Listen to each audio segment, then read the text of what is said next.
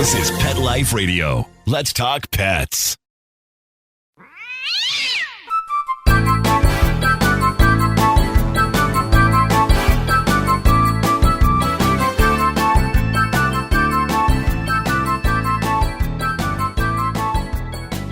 Hey there, cat lovers. Welcome to 9 Lives with Dr. Cat. I'm your host, Dr. Catherine Prim, and I'm a small animal veterinarian and crazy cat lover. So I love having this show to introduce you to fun things that are cat-related. And today I have with me an author, G. David Stirling, and he is the author of the Black Cat Detective series. And these books have a protagonist that is a cat and are very enjoyable. So we're going to talk with him a little bit about how this all came about and learn about this book. So we'll be right back. Take a bite out of your competition. Advertise your business with an ad in Pet Life Radio podcasts and radio shows. There is no other pet-related media that is as large and reaches more pet parents and pet lovers than Pet Life Radio. With over 7 million monthly listeners, Pet Life Radio podcasts are available on all major podcast platforms. And our live radio stream goes out to over 250 million subscribers on iHeartRadio, Odyssey, TuneIn, and other streaming apps. For more information on how you can advertise on the #1 pet podcast and radio network, visit PetLifeRadio.com/advertise today. Let's Talk Pets on PetLifeRadio.com.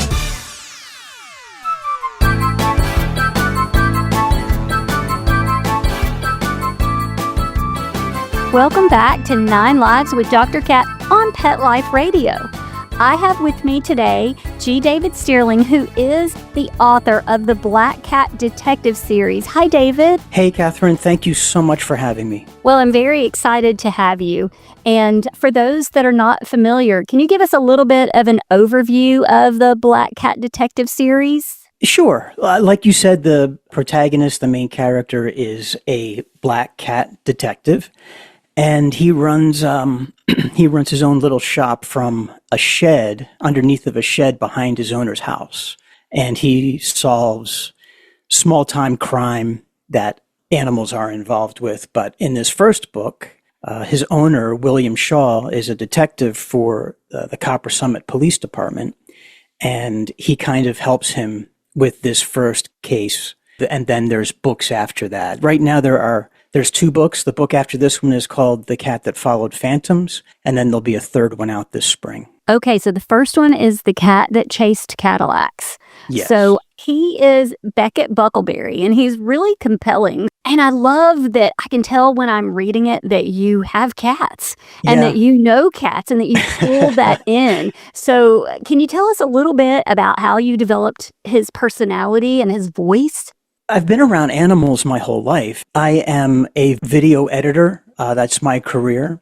And I had been working remotely since COVID. And I was working for a company that was based out of Australia, and our team was in South Africa. And they rearranged the way that they work. So I was laid off about a year ago. And, at the time I thought, this is horrible. But honestly, there's a silver lining in every cloud. And that silver lining for me happened to be now I had all the time in the world to write. I freelance on the side. I do some motion design and editing and shooting. But now the majority of my month is freed up to write. So I thought, this is a perfect opportunity to start something. I've fostered cats in the past. And right now we have 2 cats. And one of them happens to be black. His name is Panther. And I don't know, out of all the cats I've had, he is the most mischievous and curious, and he's just a very unique cat with a lot of character and charisma. And I thought, wow, if there was ever going to be a cat detective, he would probably be a black cat. So that got my mind turning, and I started to write a few chapters, not even knowing where things would go. And then, as what happens with a lot of creative endeavors, things just kind of click into place. I thought that I really had something here, so I just, I would spend my days writing, and I would try to hit 2,000 words a day. And sometimes I had more, sometimes I had less. But in the matter of probably less than 2 months, I had a book. And it took some time to edit. My wife is she understands the English language and grammar very, very well. I had an editor at first, and then I realized that my wife, she's actually working remotely as well. So she was right in the room next door. And so I would bounce things off of her, and she would read what I wrote that day. And before long, I had a finished edited book that I put up on Amazon. And when I was done with that, I moved right into the next one. Well, I love it. I can hear your voice. It speaks to me. It's fun. So when you were writing, did you outline the story and then go back in and put all the little catisms maybe? Yeah. How did that go? That's funny. It kind of comes out all at once because I write from his point of view, so it's his perspective. So my brain goes into Buck's brain and I write from there. But I don't outline. I think with every book that I do, I have certain scenes that I know that I want to include. So I write those scenes out on index cards and I put them up on the wall. And I guess as I'm writing, I try to connect those dots. And it worked very well with the first book. With the second book, it's a little bit more complicated. And so I did have a finished book at the end, but the ending didn't land, so to speak. So I had to go back in and kind of rewrite maybe the last quarter of the book, which was fine because it made it so much better. But I say that to say that the way that I write doesn't always work. And sometimes I have to go back after the whole thing is written and take out parts and rewrite parts and add in little things. But for the most part, the cat behavior elements of the story are there from the beginning. Well, I love it. So for my listeners, Buck drinks catnip tea. He does a lot of little quirky things. And as a cat lover, we know that cats do have quirky things. And I just loved it. I just loved it. So, that's so great. What do you think the biggest challenge? Do you think the ending for your stories is the biggest challenge? The ending is a challenge. Yes, it always is. I always have an ending in mind, but the pathway to get there sometimes is never a straight road. So you do have to go back and reevaluate how you get to the end. Another challenge with these books, well, I should say that I've published short stories before. Short stories aren't a problem, but writing a novel, that really does take planning and foresight. And with these books in particular, because they're told from Buck's point of view, I can't have things happen off camera, so to speak. Buck's got to be there to witness it. So there are many points where Buck has to maybe listen to a recording or watch a video of something that has taken place, or he overhears a conversation. He can't be everywhere at once, but it still has to, even though he's a cat telling a story and solving a problem as a detective, it still has to be believable. So that is the challenge with these books, I think. I agree. I mean, obviously there's a suspension of disbelief in that a cat, makes tea and solves mysteries, but you really nailed making it just a little bit believable. It kind of makes me want to look at the cat and think, do you have an office that I don't know about? Yeah. Yeah, exactly. When you sent me the email that you had 2 cats that do not solve mysteries, I thought, does he know? Does he know if they really? Am I sure about that? I love crime books, mystery books. And I think that has a lot to do with it, especially older crime from the 50s and 60s. You've got that hard-boiled PI that talks in a very particular way. His cadence that's the way every PI talks in those types of books. And I love that. I love reading those novels. Buck's speech patterns tend to follow the speech patterns of those older detectives. And sometimes my wife, when she's reading, she'll go, Dave, I don't know, this just doesn't, I'm not sure if Buck would talk like this. And I have to remind her that he's a detective and he does talk like that. He might not think like that. And there's times when we get inside Buck's brain and he's not necessarily speaking, but he's thinking. And that's when his thoughts are a little bit more eloquent and less private investigator type of a language. Yeah, my husband and I, he teases me because I'll see things on TV and they'll have a cat saying something or doing something, and I'll be like, oh, cat would never say that. And he's like, cats don't ever say anything, Catherine. Well, you're right. I think cats are so much different from other animals. And I used to work at an animal hospital when I was smaller. So your podcast really appealed to me. I love the way that you dissect cat behavior. And it's just super interesting to listen to. Now your show is actually in my playlist. I'm going to listen to your shows from here on out. But cat behavior is just so unique. And I do think if cats could speak, they would speak in a way that other animals might not. Like dogs are happy to be around you. Dogs are carefree and happy-go-lucky. And it almost doesn't matter who they're with. Dogs love everyone for the most part. Yeah, don't you think cats are more like sardonic? Yeah. And yes. witty? I don't know. That seems silly. No, it's not. Cats choose you. Like that's something that my wife says often. Say you're ready to adopt a cat and you go to a shelter. 9 times out of 10, a cat's going to walk up to you and they know that you are their human. If you're savvy enough to pick up on it, you'll think, you know what? This is the cat for me. I wasn't planning on getting an orange cat, but look at the bond that we already have. Cats choose you. I agree. Well, I'm going to take a quick break and we're going to come back because there's a lot of other things that I want to ask you. So we'll be right back. You know the expression, cats have 9 lives. Well, what if you can give them one more? The Give Them 10 movement is on a mission to help give cats an extra life. How? With spay and neuter. Spaying or neutering your cat helps them live a longer, healthier life. And it helps control free-roaming cat populations too. Learn more about the benefits of spay and neuter and meet Scooter, the neutered cat, at GiveThem10.org. That's GiveThem10.org. Let's talk pets Let's talk pets on Pet Life Radio. Pet Life Radio. PetLifeRadio.com.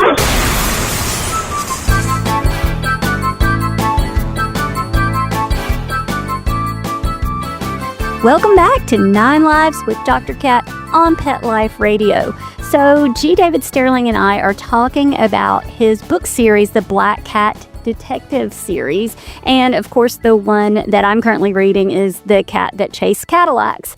And we've been just kind of picking apart his protagonist and what we think about cats. But do you have a favorite moment in The Cat That Chased Cadillacs? There's a few favorite moments. I love his interaction with Ariella, who is his messenger. She's a bird, but he cannot control his natural instinct to chase and hunt birds. So whenever they're together, he gives that chittering that that a cat would do with their mouths whenever they see a bird. And Ariella's a little bit timid. She's a little bit scared of him, but knows that he won't attack. And Buck himself knows that he won't attack the bird, but yet he cannot help his feline instincts. So I always love their interactions. There's a point in the book where Buck is caught out in a snowstorm. And though no real harm will ever come to any animals that I have in these books, that's a moment I think where you feel really bad for Buck because, gosh, if you were caught out in, sub-freezing temperatures in the middle of a large storm, that would be very uncomfortable to say the least. And Buck at this point is miles from home and he's not exactly sure how he's going to get back. And it's a scary moment. I like that part. Well, I like that his curiosity drives him because I think that's the ringing true part where I'm like, okay, I'm bought in on this. So Yeah. We've talked a little bit about how you have a second book, but what's next for the Black Cat Detective? After the second book, let's see. Without giving too much away, in the end of the second book, there's discussion of building a theme park in Copper Summit where all of this stuff takes place. Copper Summit is a little town in the mountains, which is kind of a tourist resort. There's some ski areas there. There's a little town that has shops and restaurants, and it's just a nice place to be. And it's very reflective of where I live in the northwestern corner of North Carolina. But there's talk of building a train-themed amusement park. And so the third book explores that whole aspect of the town. And I'm actually planning on creating a heist with a bunch of Buck and his friends. So that's going to be fun. Well, that sounds super fun. So, so I found on your website that there are some other genres and projects that you kind of want to explore in the future. So can you just touch on that just a little? Sure. Yeah. I love writing Buck, but I have to say mystery really is not the first genre that I would choose to write in. I kind of like more fantastical type of things, not necessarily fantasy, but I've got 2 series that I will be writing after this. One is based on a test pilot who consistently tries to break land speed records. And one time when he goes to break this record, something supernatural happens. So that's one whole series. And then another series takes place in a town in which Hollywood monsters exist. So that one is really what I want to get to, but I feel like I've got to finish Buck up first. I've got to finish this other series that I was telling you about first, and then I just want to devote all of my time to that monster series. Well, that sounds fascinating. So when you're not writing, though, you live in the mountains, you talk about some things that happen there. What do you do to unwind? I write to unwind. I read a lot, and I haven't skied, but like I said, there's 3 mountains here that I can ski. So it's actually snowing right now. We've got a pretty big storm moving in, which means that the slopes should get a lot of that. So I don't know, maybe this week I'll end up going skiing. Well, be safe. Yeah, I always am. So if you could give one piece of advice to aspiring writers, we might have listeners that want to write about their cats or write about anything. What would you say? That's a great question. I'll tell you what works for me. And writing advice is different for everyone. But you can't write a book, you can't write a short story or even a magazine article until something is on the paper. And that means you have to sit down and you have to write. And it doesn't matter if no words come for 5, 10, 15 minutes. It doesn't matter. You stay in that seat and you write. And having a word goal sometimes helps. But I think if you're just beginning an hour, just devote an hour to sitting and writing. That will force you just to put words on the paper, because without those words, you can't do anything. I know one thing that really helps me is I will write to a point where, say it's the middle of a scene where some action is taking place and I know what's going to happen next and it's exciting, but I stop there for the day because at least that gives me the impetus to get up the next day and finish that scene up. So there's always a cycle of writing without stopping. That I think those 2 things are what I would tell someone who's trying to write. But more than anything else, sit your butt down and put words on paper, no matter how long. Just do it, right? You just do it. Yep. And you give yourself cliffhangers. I love that. I never thought about stopping right before an exciting part to make myself go back. That's great. It's exciting for you because if you stop that way, your brain keeps running. You know, you might not be writing, but your brain is always working. And so you think of more things, and that might carry you to the next scene, or might link a scene that you know happens next. I don't know. Your brain, your subconscious. Yeah. No, that's definitely good advice. Well, I really appreciate you taking time to talk to us today. Now, I want to take a moment to tell our listeners how to find you and how to find your books and how to follow what you do. So can you share that information with us? Thank you. Yeah. On Amazon, I've got the 2 Buck books. The first one is called The Cat That Chased Cadillacs. And the second one is called The Cat That Followed Phantoms. And that's a Halloween themed book. It's scary, but it's so much fun. I also have a website. There's links to the Amazon pages, but there's also a blog where I talk about the writing process and my 2 cats, and a gallery of artwork and eventually some more photos of cats and cat-type things. That website is blackcatdetectiveagency.com. Well, I love it. I am so excited. I'm happy that I got to meet you, that I got to find this series. Are you getting feedback? You said that you really like the second book, or you felt like people were even liking the second book better than the first. What kind of feedback are you getting? It's funny. I had one review where someone said she really was skeptical of believing in a black cat detective, but before she knew it, she was caught up in the entire story and she ended up reading both books. So the feedback is, thankfully, it's all positive. I'm blessed that way. Reading that, it just makes me want to write even more. Absolutely. I've been there. I know. I like those good reviews. Right. Well, thank you for your time. It was really fun to get to talk to you. And of course, we always want to thank our amazing producer, Mark Winter.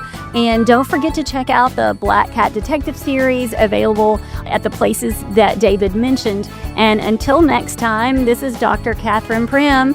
Go out and have a perfect day. Let's Talk Pets, every week on demand, only on PetLifeRadio.com.